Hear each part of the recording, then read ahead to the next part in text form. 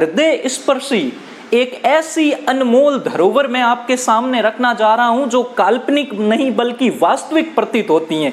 इतनी जबरदस्त ये कहानी लिखी गई है, ठीक है। और अपनी संस्कृति की कुछ बात ही निराली है। जिस समय भारतीय संस्कृति की बात आती है, जिन टाइम राजस्थानी संस्कृति की बात आवे, तो मैं इन्हू एक अलग तरीके रो उबा लाया करे अपनी संस्कृति रे बारे में, ठीक है। अपनी संस्कृति की जब बात आती है तब मुझे एक ही गीत याद आता है। कौन सा, देखो सुनो। कि धरती सुनहरी अंबर नीला, धरती सुनहरी अंबर नीला, हर मौसम रंगीला, ऐसा देश है मेरा, हो ऐसा देश है मेरा, ऐसा देश है मेरा, हो ऐसा देश है मेरा। हो पनगट पर पनिहारन जब मटकी भरने जाए, पनगट पर पनिहारन जब गगरी भरने जाए, मधुर मधुर तानों से कोई बंसी कोई बजाए, मधुर मधुर तानों पे कोई बंसी कोई बजाए, कदम कदम पर है मिल जानी, कदम कदम पर है मिल जानी कोई प्रेम कहानी, ऐसा देश है मेरा, हो ऐसा देश है मेरा। राजस्थान की कण कण में, राजस्थान के माटी के प्रत्येक कण में वो ओज पाया जाता है। यहाँ पर प्रत्येक कण में प्रेम कहानियां पाई जाती हैं। जैसे कि कुछ प्रेम कहानियों की बात करूं, जैसे मूमल की कहानी, जैसलमेर की मूमल की कहानी, जो राजस्थान के साहित्य की एक अमूल्य निधि है, एक अमूल्य संपदा है जिसके बारे में बात की जाए तो। या फिर अगर हम ढोला मारू की कहानी ले ले, या जैसे अपने मारवाड़ के अनारा बेगम और महाराजा श्री गजय सिंह जी साहेब की कहानी ले ले, चाहे कैसी भी कहानियां सुनने को ले, राजस्थान की प्रेम कहानियां विश्व जगत में प्रसिद्ध रही हैं, ठीक है। और जहां तक ढोला मारू की बात करें, अपने क्या है मतलब जो आधुनिक पीढ़ी है आज की, बा गलत समझ लिया करे। ढोला मारू रो नाम ले तो ही बहुत दिमाग में एक ही चीज आवे, बल्कि ढोला मारू, ठीक है, इस तरीके से प्रयुक्त नहीं किया जाता था। अरे आज की आने वाली पीढ़ी उस ढोला मारू को भूल गए। ढोला थे कौन? देखो एक प्रेम कहानी रो जिक्र आयोडो है, बता दूं बिन बाद में पाठ शुरू करो, ठीक है। ढोला थे कौन और मारू कौन थी, आज वो चीज नहीं है जिनका आज हम अनुमान लगाते हैं। ढोला मारू थे कौन कहा जाता है, देखो राजस्थान के नक्शे में, देखो राजस्थान की अगर बात करें तो क्या करें कि पिंगल नामक एक जगह थी। पिंगल जगह पर पिंगल की राजकुमारी थी जिनका नाम था मरवण, जिनका नाम था मरवण। और इन्हीं मरवण का जो मतलब विवाह हुआ था, बचपन के अंदर इनका विवाह हुआ था, वो नरवर के राजा नल के पुत्र ढोला से हुआ था। बचपन में विवाह हो जाता है, बताया जाता है उनके इस समय इनकी उम्र सिर्फ 1.5 वर्ष थी और ढोला की उम्र उस समय 3 वर्ष की रही होगी। उस समय इनका विवाह हो जाता है। देखो समझना, राजस्थान की माटी की एक अद्भुत कहानी मैं आपके सामने रखने जा रहा हूं, जिनके कारण अपन राजस्थानी पहचाने जाते हैं।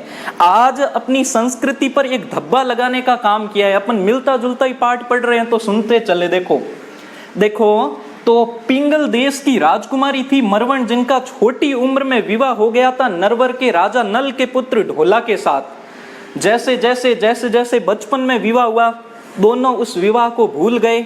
ढोला धीरे धीरे बड़े होकर वो राजा बन गए। उनका दूसरा विवाह हो गया मालवणी के साथ, और जो राजा ढोला थे वो मरवण को भूल गए। धीरे धीरे मरवण बड़ी हुई।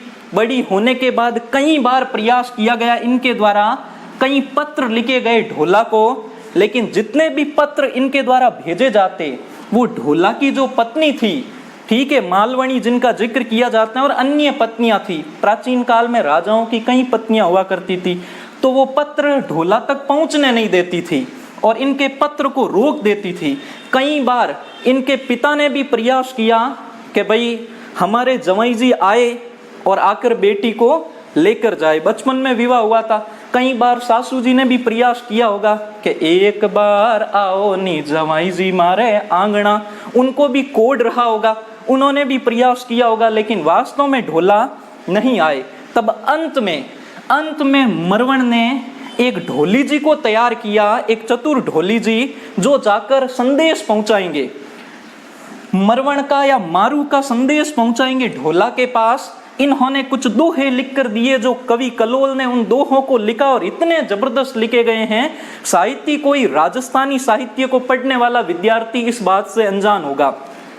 इतना जबरदस्त दोहा लिखन दिया कि ढोला थारे देश में उपजत तीन रतन, एक ढोलो दूजो मारूड़ी तीजो कसुमली रंग।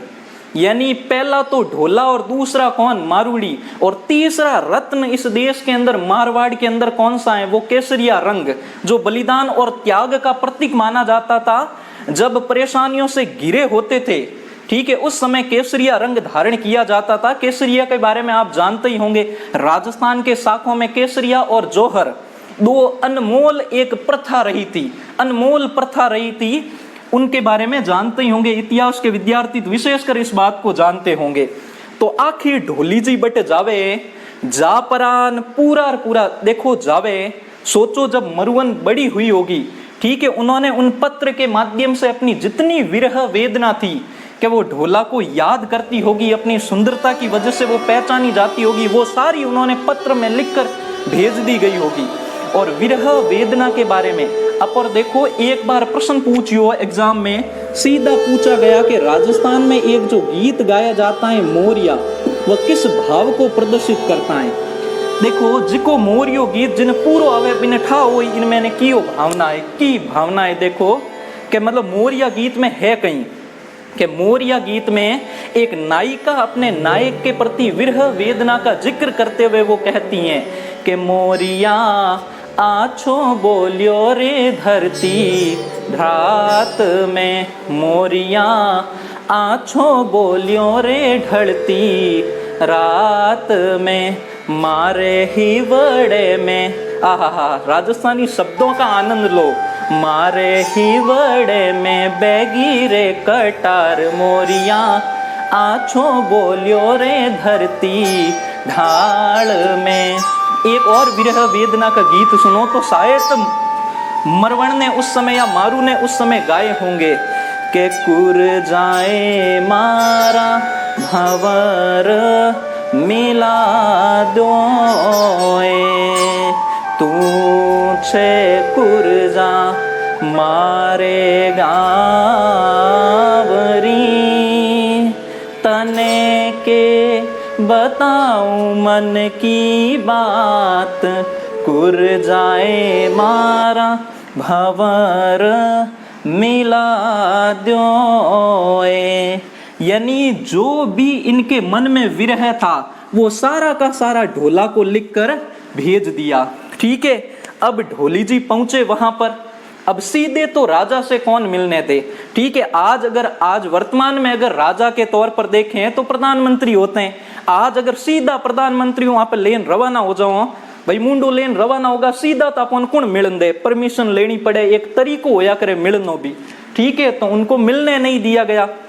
लेकिन फिर भी वो चतुर थे ढोली जी, उन्होंने प्रयास करके किसी तरीके से राजा के महल के नजदीक पहुंचे और जो दोहे मरवण ने लिख कर दिए थे वो सारे उन्होंने, ठीक है, रात को मल्हार राग में गाना शुरू कर दिया और पहुंचाना शुरू किया। उनके कानों तक वो धुन पहुंचनी शुरू हुई ढोला के, और उन्हें धीरे धीरे पता चलने लगा जिको दोहो मैं थोने कहो। और भी जिका भी भाव लिखन भेजिया बे पूरा बताया किने, गा परान हुणाया किने, ठीक है, पहुंचाया ढोला ने। शायद इस तरीके से लिखा होगा, मैं अपने तरीके से बताऊंगा, भाव मैं थोन बता सकूं। देखो कि किन तरीकों कहीं कहो होई, तो ढोली जी शायद इन तरीकों कहो होई के लिखे जो खत में वो तेरी याद में हजारों रंग के फसाने बन गए, लिखे जो खत में वो तेरी याद में हजारों रंग के फसाने बन गए, सवेरा जब हुआ वो फूल बन गए, जो सांझ आई तो सितारे बन गए। जहाँ तू है वहाँ मैं हूँ, इस दिल की ये धड़कन है। मैं साया हूँ तू मंजिल है, मैं राहें हूँ तू उस मंजिल है। लिखे जो खत में इन तरीकों पूरो और पूरो लिख परोन भेजियो होई, इन तरीकों भाव प्रकट करिया होई।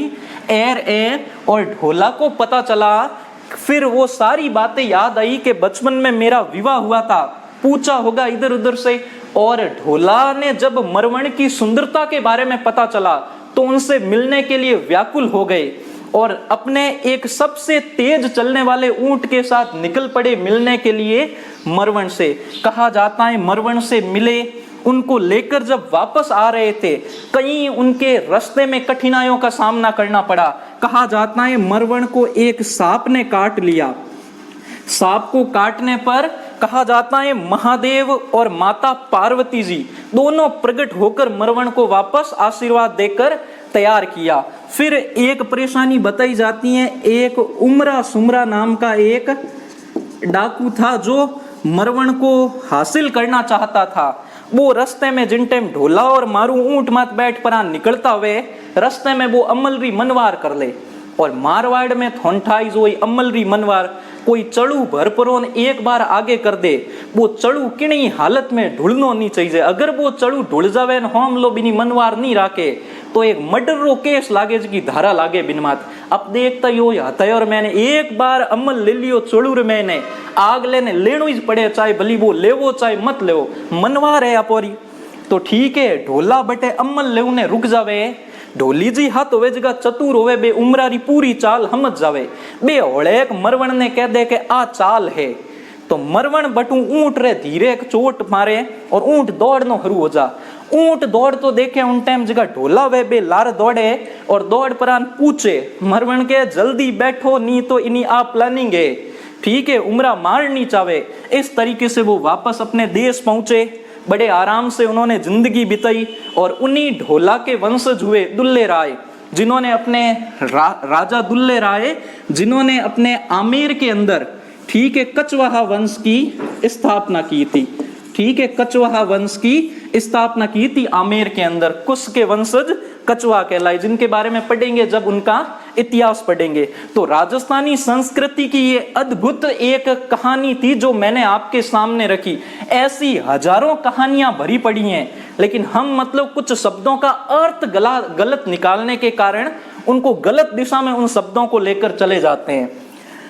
देखो आप और अगर अब पाठ री बात करो तो देखो पाठ रे बारे में